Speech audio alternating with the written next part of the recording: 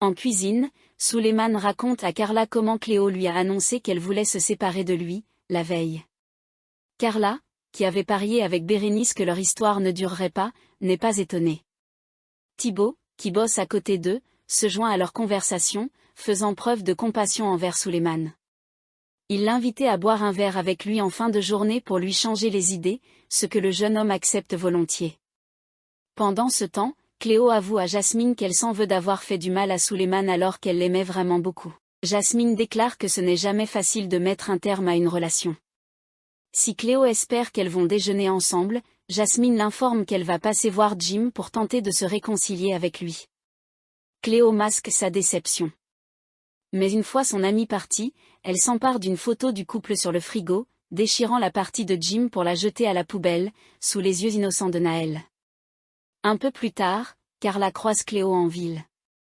Elle discute avec elle afin d'avoir davantage de renseignements sur de possibles potins. Au cours de la conversation, elle apprend ainsi à Cléo que Jasmine a été dans un triangle amoureux avec les frères Leroy avant d'être officiellement en couple avec Jim. Cléo cherche à en savoir plus. De son côté, Jasmine va voir Jim chez lui. Elle avoue qu'il n'est pas obligé d'apprécier Cléo, à condition qu'il ne l'insulte plus.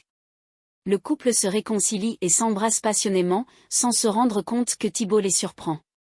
En fin de journée, Cléo aborde Thibaut dans le parc de l'Institut, à la recherche de Jasmine. Le jeune homme déclare qu'elle est bien occupée à rouler des pelles à son frère. Cléo fait alors preuve de compassion envers Thibaut. Tous deux se confient mutuellement sur leur situation sentimentale. Thibaut montre ensuite à Cléo comment fonctionne une application de rencontre. Le soir, Thibaut retrouve Suleiman et Malik au café du centre-ville. Le jeune homme découvre qu'il a un match avec une certaine Juliette. Celle-ci lui envoie un message et il commence à discuter avec elle, sans savoir que c'est Cléo qui se cache derrière le profil. La réattribution des chambres ne fait pas que des heureux. À l'amphithéâtre, Antoine et Hortense organisent le tirage au sort des nouveaux binômes de colocation de l'internat. Mathéo se retrouve avec Jude, Billy avec Pénélope, Gaspard avec Léonard, Tom avec Milan, Maya avec Thelma, et Gary avec Solal. Léonard est dégoûté de se retrouver en coloc avec sa némésis. Maya essaie de relativiser, en vain. Au même moment, Gaspard annonce à tout l'institut qu'il organise une soirée dans sa chambre. Léonard enrage. De son côté, Billy passe voir Tom dans sa nouvelle chambre. Celui-ci appréhende de la partager avec un ex-tolard. Il fait en sorte de bien départager les espaces pour se protéger. Quand Milan rentre, il se moque de lui. Colline apprend que Carla est sa cousine. Rose raconte à Clotilde qu'elle a reconnu Colline comme étant sa nièce. Si elle aimerait pouvoir renouer des liens avec elle, Rose a conscience que ce ne sera pas possible. Car Colline et sa mère ont toujours cru qu'elle avait tué Raphaël de sang-froid.